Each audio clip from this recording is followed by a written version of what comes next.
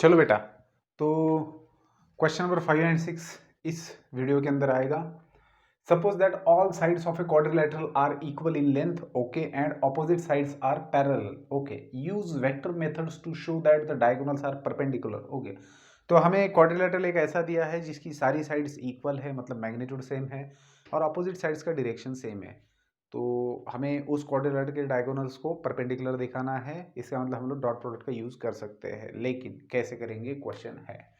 तो सबसे पहले तो एक क्वाड्रिलेटरल लेंगे, A B C and D, ठीक है। ऑपोजिट साइड्स का डायरेक्शन सेम है और ये है हमारे डायगोनल्स। तो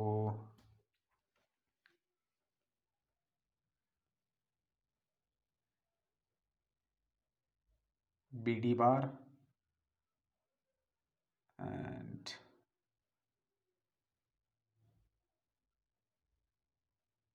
ए सी बार, जो भी है कोई दिक्कत नहीं है, देख लेंगे इनको, है ना। वीडियो स्टार्ट हुआ कि नहीं? जी बिल्कुल। तो अब आगे बढ़ेंगे हम लोग। तो हमें ये दे रखा है कि इनका मैग्नीट्यूड सेम है, that is A B is equal to B C is equal to C D is equal to A D. ये सिर्फ मैग्नीट्यूड लिख रहा हूँ मैं। And vector, opposite vectors are parallel, ठीक है। ऑपोजिट साइड्स पैरेलल दिया है, उनके डायरेक्शन के बारे में कुछ नहीं दिया, लेकिन हम लोग ले लेते हैं, ठीक है। सेम डायरेक्शन हमने लिया है, कोई दिक्कत की बात नहीं होगी। अब बेटा अगर आप देखेंगे यहाँ पर, कहाँ पर देखिए, ए सी बार और बी डी बार की बात हो रही है। तो ए सी बार कैसे लिख सकते हो आप? ए सी बार अगर लिखना है तो देखिए इसका डायरेक्शन आपने ये वाला ले रखा है। तो A B bar and B C bar, इनका एडिशन होगा A C bar, triangle of vector addition से। तो ए सी बार आप लिखेंगे A B bar plus B C bar, ठीक है। अब बात करते हैं बी डी बार की। अगर आपको बी डी बार लिखना है तो आपने जिस तरीके से डायरेक्शन दिया है, B D bar plus D C bar बन जाएगा B C bar. So B D bar plus D C bar is equal to B C bar आप लिखेंगे, ठीक है। तो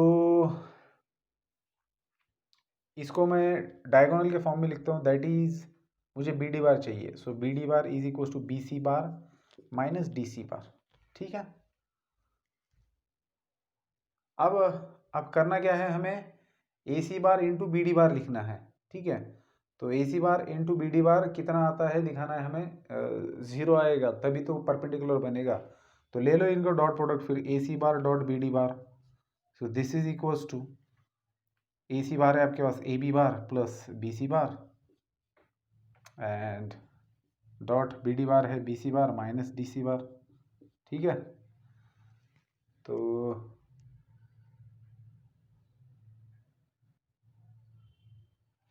लिखेंगे, फिर क्या लिखना है, A B bar dot B C bar, मतलब इससे इसको मल्टीप्लाई करेंगे, फिर इससे इसको, ऐसे ही भी स्टेप लिख सकते हो कि ए बी बार डॉट, ये पूरा ब्रैकेट लिख दिया, B C bar minus D C bar plus B C bar into B C bar minus D C bar, ठीक है। तो A B bar into B C bar minus A B bar into D C bar plus B C bar into B C bar minus B C bar into D C bar, ठीक है। आप थोड़ा सा इसको observe कीजिए, A B bar into B C बार कहाँ पर है, ए बी और बी सी है, ठीक है। तो फिर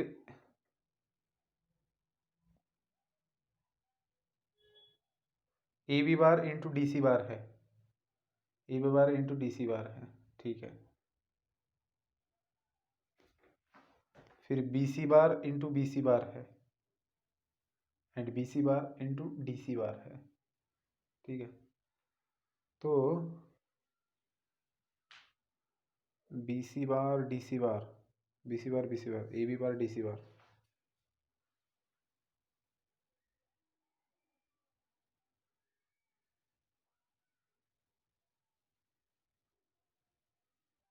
देखिए ए बी बार और डी सी बार जिस तरीके से हमने फिगर निकाला है, तो दोनों का मैग्नीट्यूड भी सेम है और डायरेक्शन भी हमने सेम दिया है। तो हम लोग डी सी बार की जगह ए बी बार को रिप्लेस कर सकते हैं यहाँ पर। तो उससे क्या होगा, देखिए A B bar into B C bar है मेरे पास, माइनस यहाँ पर मैं A B bar into A B bar लिख सकता हूँ, डी सी बार को मैंने ए बी बार लिखा है, प्लस यहाँ पर B C bar into B C bar, minus इसको देखिए यहाँ पर बी सी बार है, यहाँ पर डी सी बार को क्या लिख सकते हो आप, ए बी बार लिख सकते हो। तो डी सी बार को ए बी बार लिखिए, that is B C bar into A B bar. तो ये दोनों सेम हो गए, तो ये दोनों कैंसिल हो गए, और जो बीच में बचा है वो क्या है, A B bar into A B bar, मतलब ए बी बार का मैग्नीट्यूड का स्क्वायर एंड माइनस, यहाँ पर माइनस साइन है, और प्लस बी सी बार के मैग्नीट्यूड का स्क्वायर। अब बेटा यहाँ पर अगर आप देखेंगे तो क्योंकि ये मैग्नीट्यूड है A B and B C, तो आप चाहो तो इसको सिर्फ A B and B C भी लिख सकते हो, क्योंकि हमने ऊपर A B B C C D लिखा हुआ है। तो आप चाहे तो ऐसे भी लिख सकते हो, that is minus A B square plus B C square. अब क्योंकि ये मैग्नीट्यूड से सिर्फ और सिर्फ मैग्नीट्यूड है A B and B C, तो आप माइनस ए बी स्क्वायर को एज इट इज़ रख दीजिए, और बी सी की जगह आप ए बी ले लीजिए, बी सी की जगह आप ए बी ले सकते हो, क्योंकि ये मैग्नीट्यूड है और सारी के सारी मैग्नीट्यूड इक्वल है, सेम है, बी सी की जगह ए बी ले सकते हो। तो minus A B square plus A B square 0 बन जाएगा।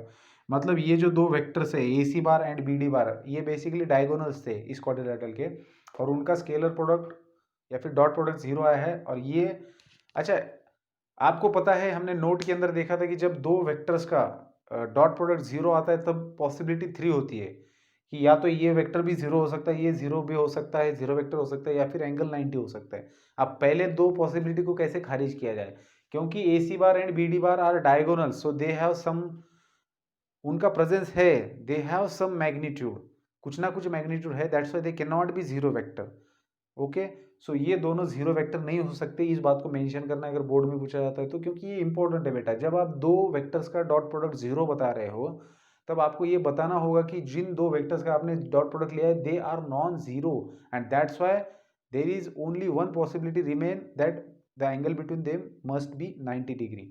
Okay, so here dot product is 0, and we know that, certainly we know that AC and BD are non-zero vectors, AC bar and BD, and therefore the only possibility is that theta must be 90, and which implies the two diagonals are perpendicular to each other. Okay, so this is what the solution of question number 5.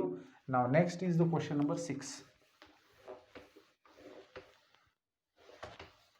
So next is question number 6. Now question number 6, determine where A bar and B bar are orthogonal, parallel or neither. तो आपको चार questions नीचे दिए हैं, हर एक के अंदर दो दो वेक्टर्स दिए हैं जिनके नाम ए बार एंड बी बार है। तो आपको ये बताना है कि क्या ये दो वेक्टर्स ऑर्थोगोनल है या फिर पैरेलल है या फिर इन दोनों में से कुछ भी नहीं है। तो बस कहने का मतलब ये है कि आपको एंगल फाइंड आउट करना है। विदाउट फाइंडिंग एंगल भी आप बता सकते हो, there are some properties which we have seen already, and on the basis of them we can decide that whether the given two vectors are orthogonal, that means perpendicular, or parallel, or neither. ठीक है, सो कैसे करेंगे इसको, देखिए हमें एक बात पता है कि अगर वेक्टर्स पैरेलल होते हैं तो उनको आप एक को दूसरे के नॉन जीरो स्केलर के मल्टीपल में लिख सकते हैं। दैट इज, अगर हम लोग A bar is equal to lambda B bar लिखते हैं तो इसका मतलब ये होता है कि या तो A bar B bar collinear है या फिर पैरेलल है।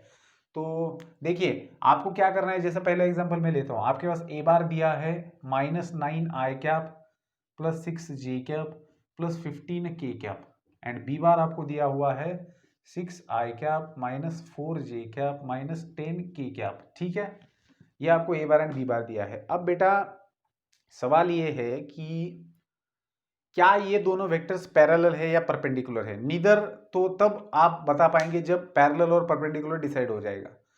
तो देखिए पैरेलल चेक करने के लिए आपको क्या करना है, आप दोनों में से कोई भी पहले चेक कर सकते हो। परपेंडिकुलर का तो आपको पता है कि a1 a2 b1 b2 c1 c2 इनका वैल्यू अगर 0 आता है तो ये परपेंडिकुलर है। ठीक है ना, मतलब इनका डॉट प्रोडक्ट अगर 0 आता है तो आप वो चेक कर सकते हो सबसे पहले। और फिर पैरेलल के लिए कैसे करना है मैं आपको बताता हूँ। सबसे पहले हम लोग क्या करेंगे, ए बार डॉट बी बार निकालेंगे। सो ए बार डॉट बी बार कैसे निकाला जाता है, a1 b1 c1, अगर इसको कहते हो a2 b2 c2 तो आपको पता है a1 a2 plus b1 b2 plus c1 c2 0 आना चाहिए। That means -9 into 6 plus 6 into -4 plus 15 into -10। So this is equals to -54, -24 and -150. Obviously this is not equals to 0. Therefore we can say that a bar and b bar are not orthogonal. Are not orthogonal. मतलब perpendicular वाली तो चीज हट गई। अब अगर आपको parallel है या नहीं देखना है तो आप क्या करेंगे, लेट कहेंगे, लेट ए बार बी एक बार is equal to lambda B bar. हमारा ये दावा रहेगा शुरुआत में कि भैया हम इस वेक्टर को दूसरे वेक्टर के स्केलर मल्टीपल के फॉर्म में लिख सकते हैं। तो ए बार क्या दिया है, -9 I cap plus 6 J cap plus 15 K cap which is equal to lambda times B bar दिया है 6 आई कैप -4 जे कैप -10 के कैप। ठीक है, तो दैट इज आप इक्वालिटी ऑफ टू वेक्टर के हिसाब से आई कैप के कोएफिशिएंट इक्वेट कर सकते हो। That is -9 is equal to 6 lambda, J cap के coefficient 6 is equal to -4 lambda and 15 is equal to -10 lambda. तो बेटा यहाँ पर लैम्बडा का वैल्यू आपको क्या मिलेगा, -9/6 is the value of lambda, 6/-4 is the value of lambda and 15/-10 is the value of lambda. ठीक है, सो दैट इज आपको लैम्बडा का वैल्यू मिलेगा -2/3। यहाँ पर भी आपको लैम्बडा का वैल्यू मिलेगा लैम्बडा का वैल्यू मिलेगा -3/2। यहाँ पर भी मिलेगा -3/2 और यहाँ पर भी आपको मिल रहा है 5, क्या है ये 10 है, 5 3 एंड 5 2 -3/2। तो जब आप दिए गए दो वेक्टर्स को ऐसे लिखते हो और फिर जब आप लास्ट में लैम्बडा का बाय इक्वेटिंग टू वेक्टर्स की प्रॉपर्टी से आप जब लैम्बडा का वैल्यू निकालते हो और अगर लैम्बडा का वैल्यू सेम आता है तो समझना कि एक वेक्टर को दूसरे के स्केलर मल्टीपल के फॉर्म में लिख सकते हो। So here value of lambda is same in all the cases and therefore we can say that we can write A bar is equal to lambda B bar. So मतलब ये true हो गया।